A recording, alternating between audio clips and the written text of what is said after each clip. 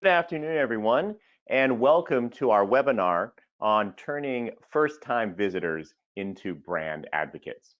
I am Tom Dunnigan, a Senior Sales Director here at Omnico, and we're going to dive right in. We've got about 100 people who have registered for the webinar.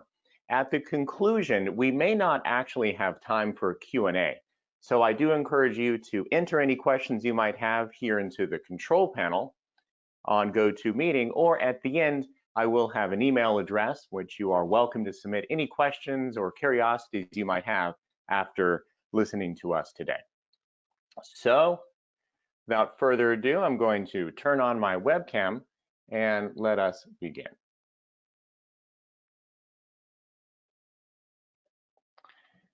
Questions we're going to cover, ask, and answer during this webinar.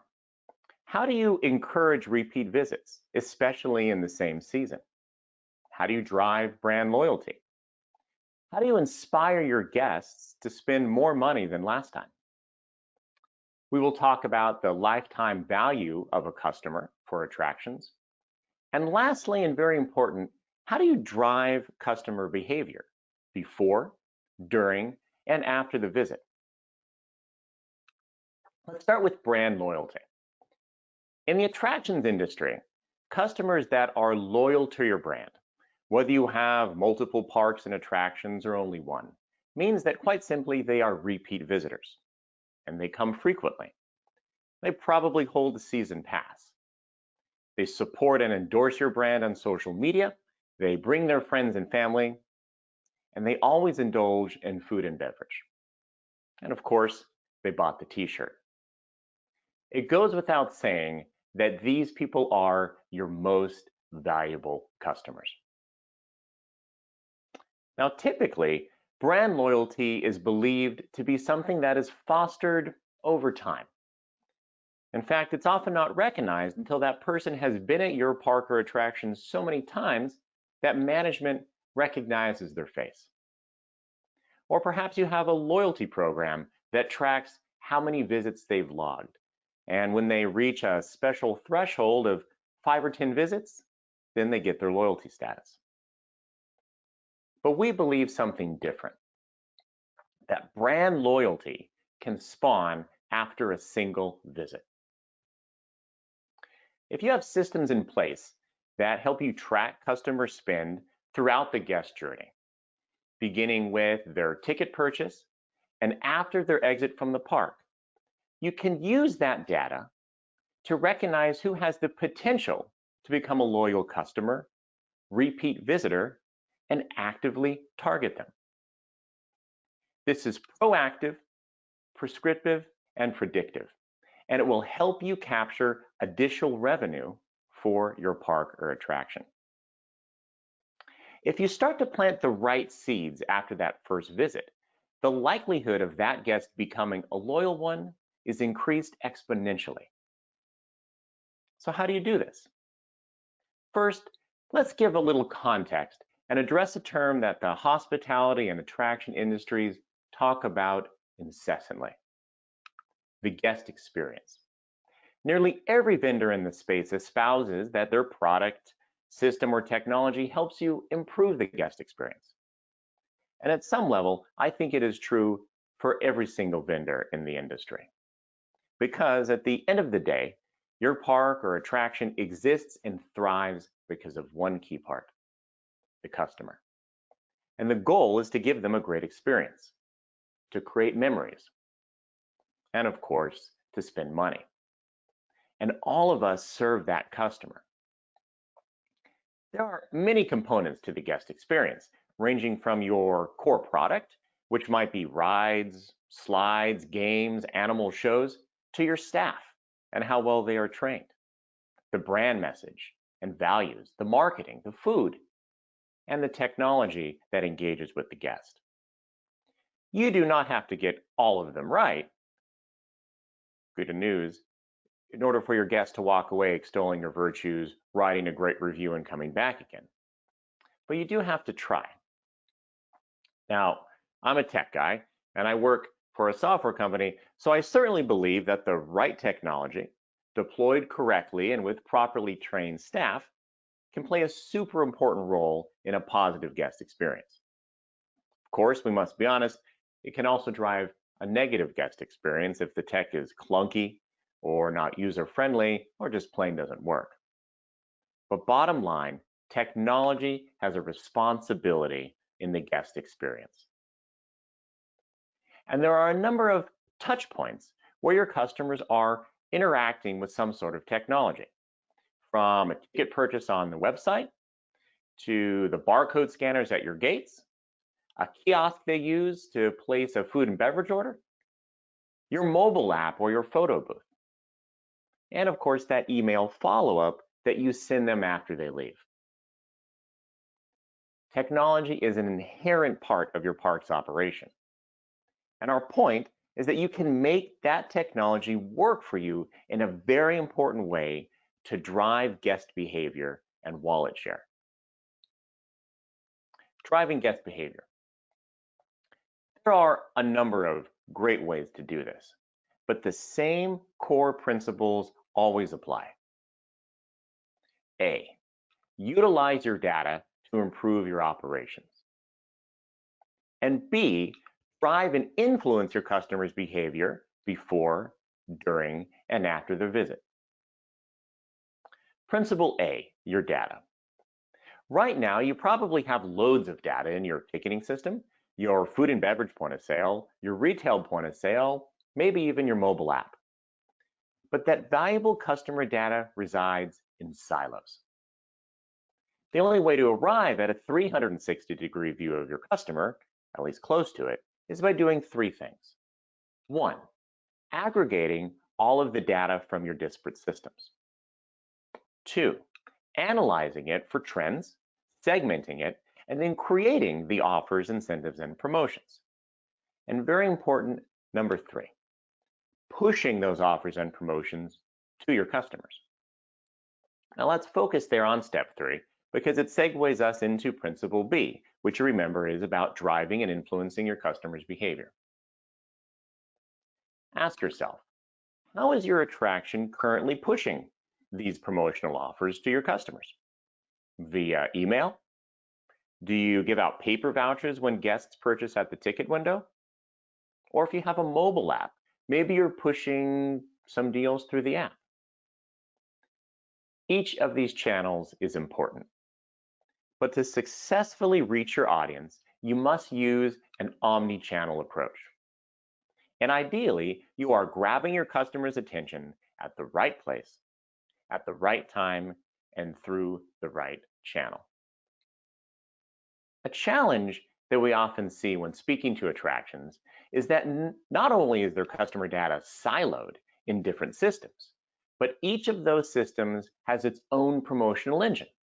So a customer might see a discounted ticket promotion online, or in the retail store, they might pick up a coupon, or a printed sign for a meal deal when they are in queue to order food. Siloed data drives a siloed engagement with the customer. For example, loyalty systems are limited if they don't reward a consumer for every interaction across the property. For example, if I only gain points for food and beverage purchases, and I can only redeem those points for other food and beverage purchases, you're excluding my engagement with your retail store, your rides, your games, your tickets, etc. Imagine for a moment a single customer database that creates a profile and tracks your customer's journey from ticket purchase, whether that be online or in person, to their F&B purchases, retail purchases, even alternative engagement, such as a download of photos from the themed photo booth. And with that unified customer profile, a multi-channel promotions engine, where you create all promotions, offers, and discounts from a single portal and disseminate them to any or all channels. For example, you've got a captured audience at a kiosk making a food order. Why not offer a package deal with tickets to a performance or show that day, or a voucher for a free keyring at the gift store? Cross promotions are powerful drivers for customer behavior. The promotions should be able to distribute anywhere and be redeemable anywhere. That's the next level. And by anywhere, I mean that a good incentive, deal, or promotion should be easily disseminated to all relevant guest touchpoints and redeemed where it is most convenient for your customer. Many of the attractions we speak to are only able to offer a few discounts on their website, or they're sending out an email campaign that is probably landing in a spam folder. But our point is simple. Don't rely on a few channels, especially if they might be ineffective, like an email campaign, which offers a blanket promotion that isn't tailored to the recipient. But how do you tailor the promotion? Well, that relies on, of course, data. Now, let me give you an example of using data to drive customer behavior via an offer or promotion. If you have a mobile app and the customer has opted into push notifications, you can use beacon technology to track when they are near certain waypoints. Imagine real-time data that tells you a customer has not redeemed their retail coupon. So your system sends that customer a push notification as she walks by the gift shop before the family leaves the park and drives them into the store. Now, they may not have planned on going in, but the coupon drives the curiosity. And the likelihood that they purchase additional items is very high.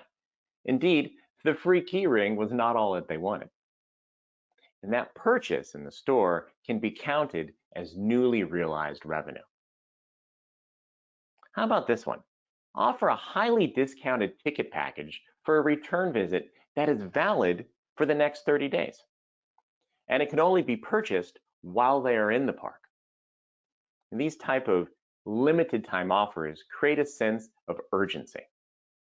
Plus, you leverage your customer's sense of euphoria about your park and their experience that day. Grab them while they are in the right mindset, yearning to have this same fun again. Push the package through the mobile app, on the kiosk, via text message and email. Omni-channel. If you wait until they get home and send them an HTML email, you lose some of the grip on their excitement. The impulse buy is a great source of additional revenue and ultimately drives a repeat visit. Everyone has drivers to their behavior.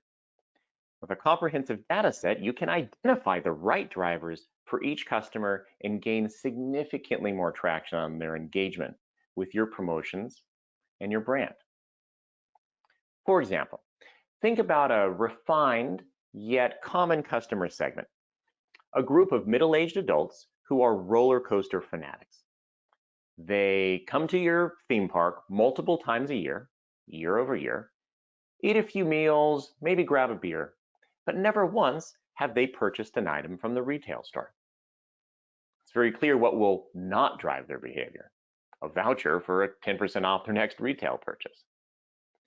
If they've never been in the store, don't waste that promotion on them. It's not relevant. It's not personalized. The right offer for that group might be a discount on a season pass, a promotion for discounted tickets in the same month, or maybe a meal deal package. My last example is behavior-based rewards. Here, you reward your customers for their interactions with your brand, not just their purchases. For example, checking in on social media, uploading pictures and tagging the location, booking certain rides and experiences, or visiting on certain days of the week. Behavior-based awards allow you to introduce gamification to the experience, and customers love that. You'll build a brand fanatic quickly if you do this right. Now, let's go back to the data, because it is a keystone to your success. You should consider your guest's technological guest journey at your park or attraction. The touch points in the guest experience where some sort of tech is interacted with. Each of those touch points is an opportunity to capture data. And when you aggregate it together, you build a story about your customers' spending habits and their engagement at your attraction. This creates their buyer profile. Then you start to notice trends, both trends in that particular customer's behavior, but also trends over a larger data set. You can start to form a clear picture of your average visitor and how they spend money during your visit. You benchmark that against your best customers, your VIPs, who engage with the brand in a wholly different way. You look at the history and how many times those VIPs have been on property. Retail calls this the lifetime value of the customer, and it is a key data point. Once you have this understanding, you have the clues to understand who has the potential to become your next VIP. You know the trend, and you know how to drive that behavior. You don't have to wait until they've visited 5 times to realize they actually are a brand advocate. Indeed, you can pick up the intelligence from the first visit and turn that new customer into a loyal brand advocate with the right incentives, promotions, and deals that encourage deeper engagement with your brand and your experiences. And that engagement is the key. It builds the ongoing relationship with your customer. And then, guess what? They look for your emails and they don't delete your app. Those loyal customers are, of course, great for your business because they're your fans, your advocates, and the first people that came to your park after COVID. They're your season pass holders who bring your friends and post about it on social media. These customers are critical to your growth, and continuing to thank them and embrace them and give them rewards keeps your business humming even in slow times. Now, wouldn't you like to have more of that? Now, this brings us to a close. I want to be mindful of your time, and I appreciate you giving me your attention today. And I encourage you to learn more about us. Please jot down the URL that I put up here on the screen to our resources page, where we post interesting blog articles about technology and the hospitality industry. I thank you, and until next time.